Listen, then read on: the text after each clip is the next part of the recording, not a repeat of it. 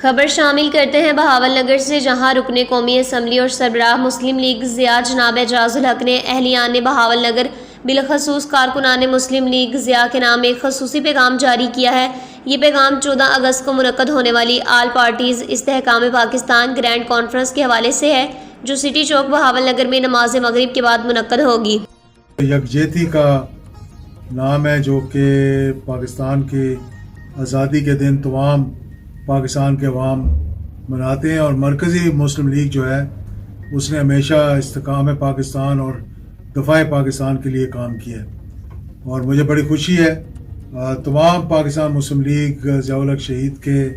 کارکن جو اس پورے ضلع کے اندر ہیں،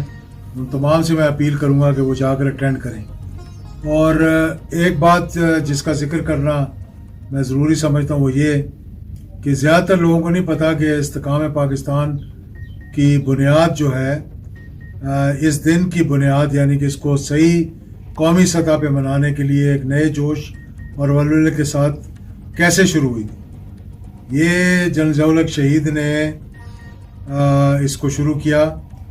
اس لیے شروع کیا کہ پاکستان کا ایک جہاز جو ہے یہاں سے دہشت گرد اغوا کر افغانستان لے گئے تھے، اور وہاں انہوں نے ایک جو اس فلائٹ کے اندر تھے کیپٹن طارق رحیم، جو کہ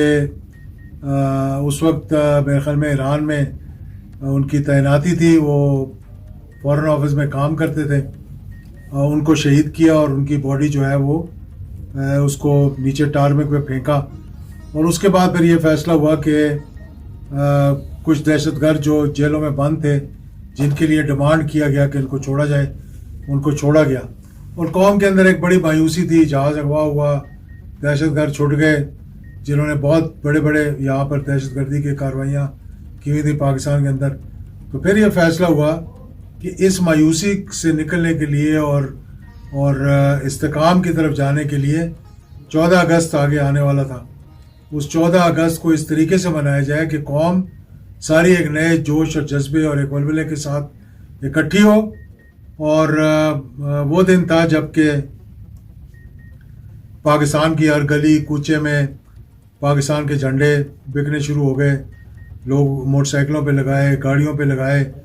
اور صبح 9 بجے 1 منٹ کی خاموشی، چاہے آپ جہاز میں ہوں، ٹرین میں ہوں، پیدل ہوں، کار میں سوار ہوں، آپ رک جاتے ہیں اور 1 منٹ کے لیے جناب خاموشی اختیار کرتے، اور پھر جو ہے وہ سیلیبریشن چل جاتی ہیں۔ ایوان صدر میں بڑی تقریب ہوتی جس کے اندر بچے بزرگ شامل ہوتے، اور بچے جو ہے وہ ملی نغمے سناتے، اور یہ پھر ایک نئی ٹریڈیشن شروع ہوگی کہ ہر سال 14 اگست کو سارے پاکستان جو ہے وہ اکٹھا ہوتا، اور ایک نئے جوش اور جذبے کے ساتھ وہ اس تقریب میں، استحکام پاکستان کی تقریب میں ایسے کہوں گا کیونکہ مرکزی مسلم لیگ نے اس کا نام استحکام پاکستان رکھا ہے، کہ تقریب میں شامل ہوتے تھے،